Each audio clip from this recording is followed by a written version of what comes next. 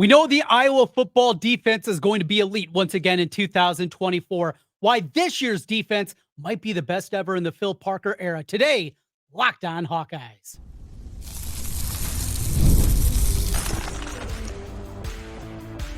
You are Locked On Hawkeyes, your daily podcast on the Iowa Hawkeyes. Part of the Locked On Podcast Network, your team every day. Hey, welcome in. I'm Trent Condon, and this is the Locked On Hawkeyes podcast. Thanks for making Locked On Hawkeyes your first listen every day. We're available wherever you find podcasts. You can also watch us on YouTube. While you're there, hit that subscribe button. Just takes you a moment. If you're on the audio side, listen on the podcast. 5-star reviews helps us get in front of more Hawkeye fans. Today's episode is brought to you by FanDuel Sportsbook. Now through September 22nd, all FanDuel customers can bet $5 and get a 3-week free trial of NFL Sunday Ticket from YouTube and YouTube TV. Visit FanDuel.com/LockedOn to get started. Earlier today, we heard from Phil Parker, the Iowa defensive coordinator. He was not available last week during Iowa Football Media Day, and because of that, well, he got his own special meet and greet with the media over in Iowa City. Now, Phil Parker, he's a little gruff. He's a little rough. He is a tough guy, no doubt about it. We're going to talk a little bit about his comments and him battling injury throughout the course of the season, some injuries and some names to keep an eye on for this Iowa defense that's going to be good once again. Also, Scott Dochterman from The Athletic, a conversation with Doc about what he's seeing at the quarterback position, what he's hearing, a little talk on wide receivers, and a little bit more with Scott Dochterman from The Athletic. Plus, Iowa football recruiting already looking towards the future and a potential impact class down the line for Iowa football. We'll talk about that here today as well. Let's get into it and start with Phil Parker. So as we talked about a week ago, he was out there at practice, but he had surgery last week, and because of that, wasn't out there for football media days. He bounced back out today, and so we see Phil Parker, and he's going to have his arm in a sling. He got rolled up on in practice. He said just took a little bump, and that's just the standard nature you're going to get from Phil Parker, right? He is a guy that kind of has that old grumpy exterior, tough guy, but you also see the way that the players play for him and the emotion that you see from this group and what people say playing for Phil Parker. And I know for us older people, we love Norm Parker and what he did. Norm Parker, and you talk to the players, talk about beloved. I mean, Norm Parker took it to a completely different level. But in the ever-changing landscape of college football, what Phil Parker has been able to do with this defense and the circumstances that he has been given with the ineptitude of the Iowa offense over the last 2.5 years, these have been circumstances that most programs, most coaches wouldn't be able to battle through. He has been able to, and he's been able to do it in a big-time way. You see a guy that is absolutely, no doubt about it, been able to break through and not just take this defense and continue at a high level. They're playing at an even higher level. And you look at the numbers that Iowa's put up here recently. You talk about what they are total defense over the last, 6 seasons, 2018 to 2023, 7th, 12th, 8th, 16th, and 2nd and 7th a year ago. Yards per rush, an important component, obviously. Also what they do up front, stopping the run. That is paramount. That's where things start with the Phil Parker defense. And it's most everybody's defense is going to go this way. Against the run, 10th in the country, 23rd, 5th, 8th, 2nd, and 10th a year ago. Now you return 2 defensive tackles that can be big-time impact guys. And really a combination of players that are about as big as Iowa's had for a starting defensive tackle tandem in a really long time. You have Aaron Graves listed at 6'4", 300 pounds. Athleticism, he has that definitely to go with that big frame. And then Y.A. Black, just a behemoth of a man, 6'5", 320 pounds. But the thing about both of these guys is they can move. They're not just your standard old school nose tackle that's just a big guy eating up space. And though that's what defensive tackles are asked to do in the defensive scheme, these guys also have the athleticism to go along with it. You look at last year, you had Logan Lee, a guy that built himself up, but certainly for defensive tackle standards, not the biggest guy. You go back to the 2 years previous, it was Logan Lee and Noah Shannon were the starters for the starter at defensive tackle position. Shannon, again, not the biggest guy. Jack Heflin, along with Davion Nixon in 2020. Cedric Lattimore, he was big. Brady Reef, not so much in 2019. Sam Brinks, Matt Nelson. And we're talking about not a tandem that is certainly built like these two guys. And with this defense and the way that they do things, that is a great place to start what they're going to be able to do up front this season. Phil Parker has this defense humming along, and they go through, and you go to any practice, you hear players talk about it. Time, it's boring. It is the same things, the same drills over and over again. You heard Y.A. Black in the mic'd up conversation we talked about on yesterday's program, just about that. Going through the same things, the same repetition, but that's what puts them in a position year in and year out, doing those simple little drills and just becoming great at those little things. It is so important for what Iowa does. Our concerns coming into this season was the depth of that defensive line.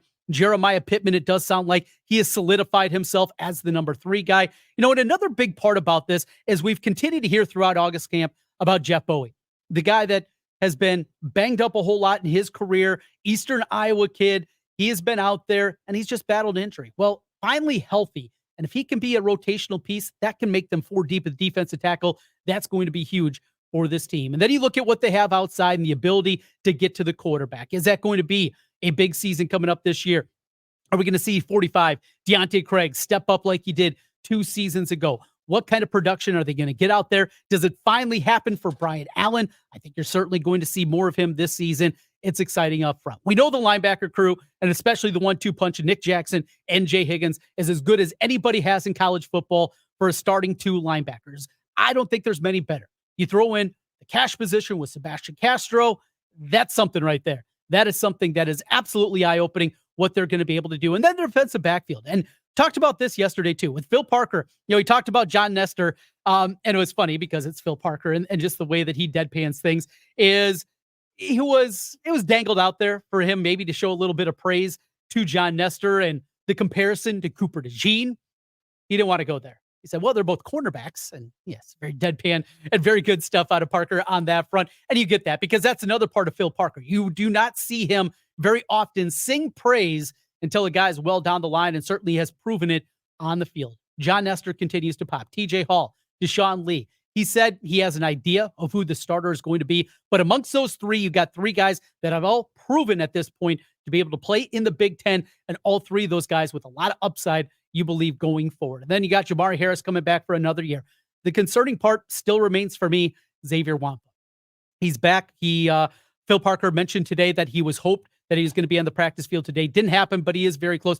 And he's going to be close to being able to go. Doesn't sound like there's anything that's going to be holding him out week 1. But again, he's just banged up. And as we talked about last season with the injuries that he sustained, what he had to play through, the shoulder injury last season, you just need to have him healthy because he is a big-time impact player on the backside of that defense. This has a chance to be the best Iowa defense. And a component to that is also what they've been able to do, the continued building that they have, all the returning guys, the production that is coming back, coupled with depth that is continuing to grow, depth at the linebacker spot, depth at the cornerback spot. Hopefully some depth on that defensive line. You're feeling really good about all those components. Another thing with Xavier Nwankpa's injury is Zach Lutmer has been able to practice more. He's been able to get more reps. And with it, you'd anticipate potentially this is going to be leading to them just a little bit more. But my most exciting part about what Phil Parker said, something that I've been talking about since going back last winter, I'm sure you're probably sick of me. I think it's a theory that is spot on. I've been talking about it all the time, every day, as you know it. And this is it. Iowa's offense stunk so bad over the last couple of seasons. Teams just went into a shell. They were not going to do anything. They were not going to push the envelope knowing how good the Iowa defense was, because if we have to punt the ball back to the Iowa offense, that's okay, because they're not going to do anything. Hopefully that changes. Tim Lester getting this offense going. Cade McNamara improving, shaking off the rust. With the run game, sounds like it's going to be taking a big step forward this year. More bodies, more opportunity at the wide receiver position. Is it going to be Jacob Gill, the Northwestern transfer? Is Weejan now have an opportunity to be a guy that can make those big-time plays and do more than just be a guy running jet sweeps? Give more of the offense to him. Caleb Brown, after the first game, he'll be back out there again, and we saw that depth may be improving at the wide receiver position. Gill's going to help out, and we know the tight end position. I am optimistic that this thing's going to be figured out. Let's just get Cade McNamara figured out, and we'll be good to go. Scott Dochterman from The Athletic. He's been on the Iowa beat for nearly 20 years. He is over at The Athletic covering the Iowa Hawkeyes and the Big Ten. A conversation with the Doc as we continue. This is Locked On Hawkeyes.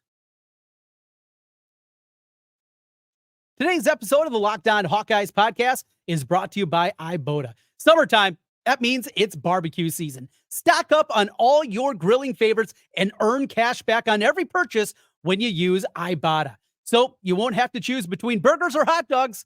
You can get both.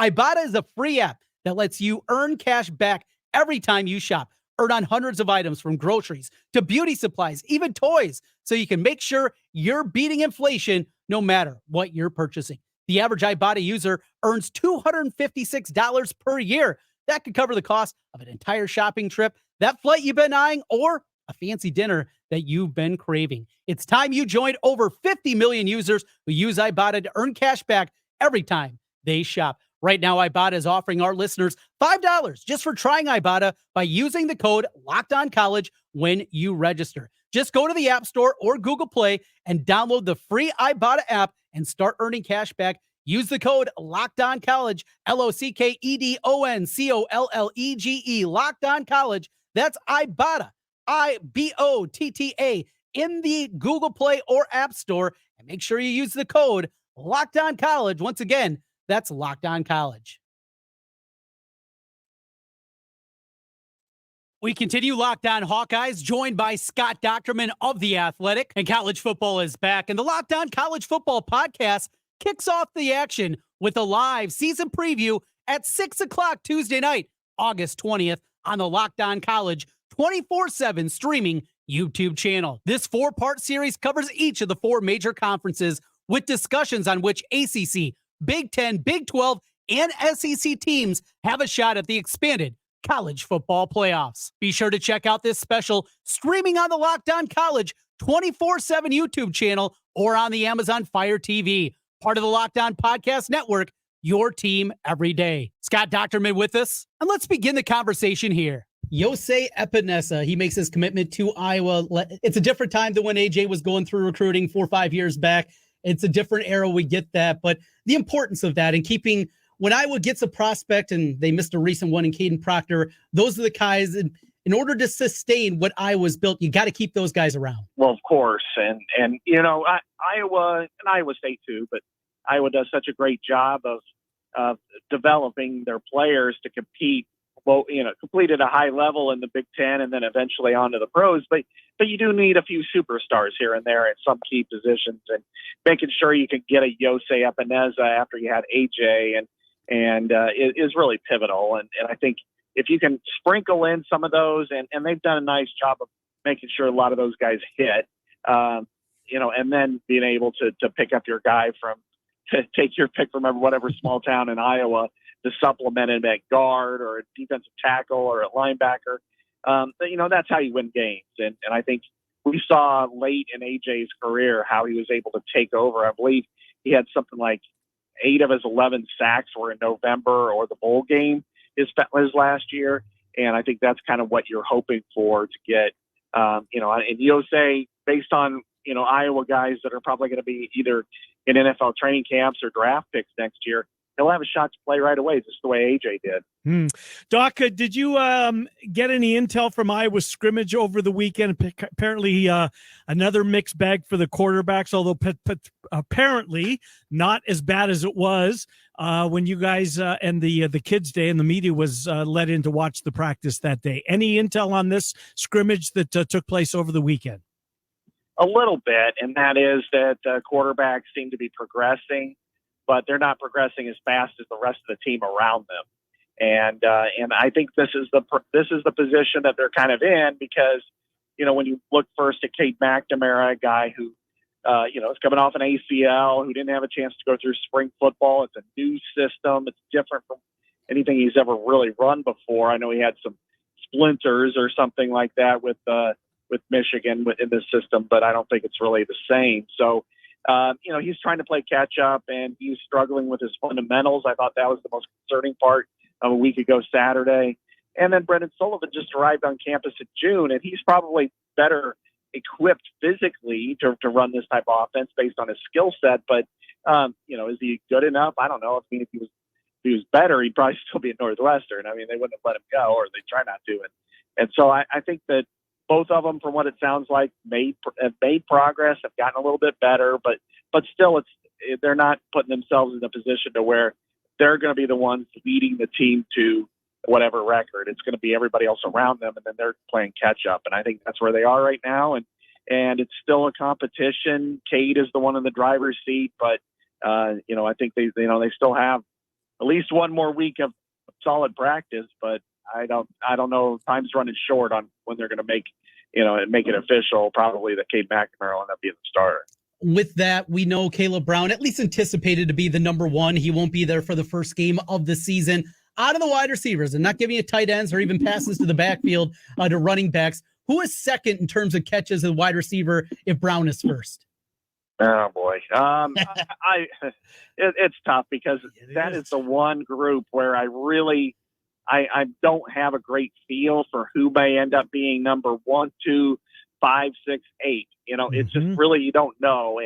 And I know Jacob Gill was somebody when talking to some of the linemen that they were all in on. I mean, Mason Richmond's like, that's my guy. And the way he blocks, I mean, that obviously is going to be something that gets him on the field. But, I kind of, if I were just to lean on anybody right now, I'd probably go with Cade Dejean. He's the guy that's been there the longest. He's probably a scholarship level receiver on this team. And he's got some incredible speed. So I think he's probably somebody that you can legitimately say is going to be in a lot of games. Therefore, he'll have the opportunity to make wing passes, short routes. If you want me to pick a younger guy that I think has an opportunity to see some action and make some plays, I think Reese Vanderzee is going to be that guy. A true freshman, ex-receiver, tall, does a lot of good things. I could see him getting into the game and doing making a couple plays too. So, and Caleb Brown isn't necessarily safe or immune. I mean, he did come on late last year, but that's just like putting a little bit of salt on a pretzel when you eat, dried, cardboard pretzels for 2 years. So, let's see what he can do when this offense gets a little bit better. Doc, I was all in on Caleb Johnson leading the team in rushing this year, and he very well still may. But apparently there's a lot of folks out there that think tap the brakes on that. Kamari Moulton is a guy that you need to pay attention to. How does that shake out, Doc? Yeah, I think it's going to still be, kind of a little bit of what we saw last year, where it's going to be a three-headed monster, maybe 4 at that running back spot.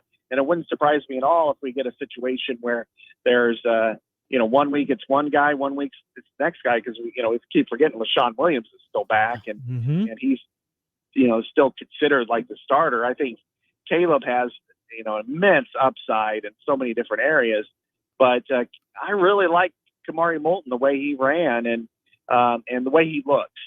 Last year, I kept thinking, when I first saw him after, I think it was the Western Michigan game, he looked like an AAU point guard, just a really, almost small young man. And then this year, he popped on about 25 to 30 pounds, and you could see it in his lower body, in his physicality. And he's got great tips, great movements, can really get into the hole and make guys miss, great feet, and then explosiveness. So I think he's got a chance to really be a special player for Iowa. And running back, we always got to have to brace ourselves when we say anything positive about the rooms, because we're fearful of the airbag returning. But I do think that Iowa has has really at least 4 quality players in the backfield. Found it interesting over the weekend. I saw it pop up in my podcast feed, the Solid Verbal National Podcast, 2 guys about my age. Enjoy listening to those guys. They dedicated a full podcast to Iowa football, and it was about, you were on it, Lucy Roden was also on it, just talking about something that feels like at times just a local story. This is national, how Iowa's continue to win games throughout the years. Take us through, and I thought it was interesting, they asked you just covering this program and how it might be frustrating, but you said no, because it feels like you always have something to talk about. Being on the Iowa beat, pretty fun one, even as the offense isn't exactly fun. Yeah, and I did that a little while ago, so I wasn't even sure what it was, if it ran or not. And I guess, they decided to do it this way. But, I think part of it, and one of the things I liked that we talked about wasn't just like, well, what's it like covering this bad offense and leaving it at that. But, I mean, I think the holistic part of this program is really fascinating because, again, to win and win the way they have. I mean, they're among the top 10, 12 programs in the country over an extended period of time that's won, 10 games, three times in the last 5 years, they've won 10 games. I mean, they're a successful program nationally, but a lot of times the offense kind of overshadows that a little bit. And I like the fact that I was able to kind of explain a little bit more in detail, what this program is and how it's, how we cover it and why it isn't the bore that some people think it is. It's like, oh, they don't get 5 stars. Their offense stinks. Their coach stays forever. They run the same stuff. But I think it's really interesting to me just how they stack up. And I like the chess match of it. Plus, personally, I'm a big fan of meathead football. To give me line of scrimmage football all day, and I'll take it. Doc, have you got on record yet as how many teams and who the teams from the Big Ten that will qualify for the playoff? Have you done that exercise yet?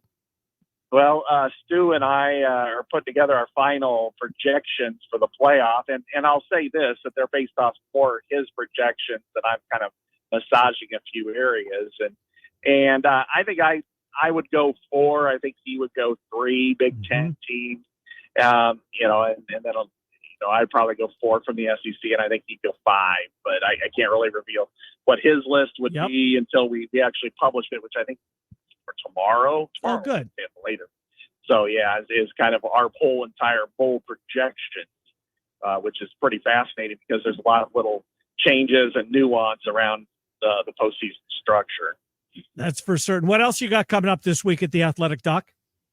Yeah, on Thursday, I'm coming up with the 50 best games in modern Big Ten history. And this is just Big Ten versus Big Ten teams since 2000. So really beginning with the year of Drew Brees when he had some miraculous victories for the Purdue Boilermakers to, going through, some of the other games. I mean, I'll tell you what, Iowa is well represented, wins and losses in this chart. I mean, I went through it. I tweaked it several times, but that's what I've got coming out. I think Thursday is the day, but it's just, it's not non-conference games. It's just Big Ten versus Big Ten. So I could probably have done 100, but I cut it to 50, and that's what I've got planned so far this week. Did the 6-4 game against Penn State make it? I loved it.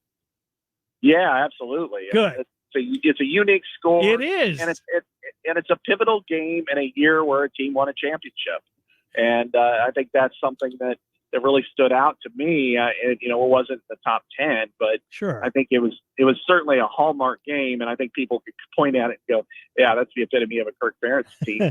but when you look at some of the Iowa games, I mean, among the very best was Ohio State Iowa in 2009.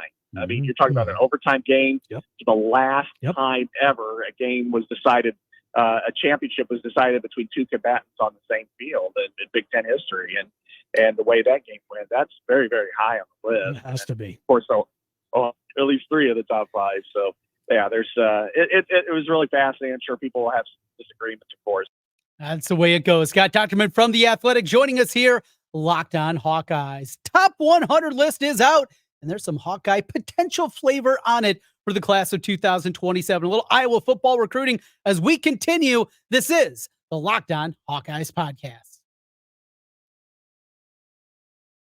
Today's episode of Locked On Hawkeyes is brought to you by the FanDuel Sportsbook. You've heard us talk a lot about FanDuel. It's America's #1 sportsbook. Well, we have something a little different for you. Now through September 22nd, all FanDuel customers can bet $5 and get a 3-week free trial of NFL Sunday Ticket from YouTube and YouTube TV. Then, with a YouTube TV base plan, you'll be able to watch every regular season afternoon out-of-market game. All you need is a Google account and a current form of payment, and you can cancel at any time. So much going on in the world of sports as we get ready for college football. FanDuel has you covered there. You're taking a look at the futures market. You want to jump in on the Hawkeyes. Over-under win total sitting at 8. You want to bet them to make the college football playoff. They got that. Games of the year up, including the Cy-Hawk game in week 2. Iowa favored by 2.5, and they have you covered on that front. All at FanDuel. Just visit FanDuel.com/lockdown to download America's #1 sportsbook. That's FanDuel.com/lockdown. Trent Condon back with you one final time on the Locked On Hawkeyes podcast. As always, thanks for making Locked On Hawkeyes your first listen every day. Well, a new list is out. It's for the class of 2027. If that makes you feel old, welcome to the club, because boy, that just leaves me shaking my head. That aside, though, the class of 2027, we are talking about prospects that have just completed their freshman year of high school and are getting ready to start their sophomore campaign. A lot of Hawkeye potential flavor on the list. In fact, Iowa has offered 6 players in the class of 2027. Of those 6, 5 of them show up on this top 100 list, recruiting list. This is from On3. Now, the number 3 player on this list, it might be the longest shot, but there is potential. Myson Johnson-Cook is his name. He's a two-way player, running back, linebacker, and as you'd anticipate a guy at this level, he is absolutely a behemoth. Now, he is transferred. He was an Illinois kid from Decatur. He is now down in Texas. Going to make it even more difficult for Iowa to get his services. Iowa going after him. 6'2", 220 pounds. Has scholarship offers from Iowa, Illinois. How about this? Georgia, Texas A&M, Tennessee, Penn State, Nebraska, Oregon. Yeah, and a whole lot more to come. Myson Johnson-Cook. We'll see if Iowa can stay involved. He has taken a visit, though, to the Iowa Hawkeyes. Next on the list, coming in at number 24 on the list, is Jaxx Dejean. That's right. Cooper Dejean's little brother is on this list and a top 25 player in the class of 2027. Does a little bit of everything. Taller stature than Cooper, already at 6'4", 200 pounds. Wide receiver, tight end, defense, whatever it may be. Well, he's got the playmaking ability that certainly you'd anticipate. 37 catches last year, 500 yards and 7 touchdowns. Also ran for over 100 yards and had 4 defense of interceptions a year ago.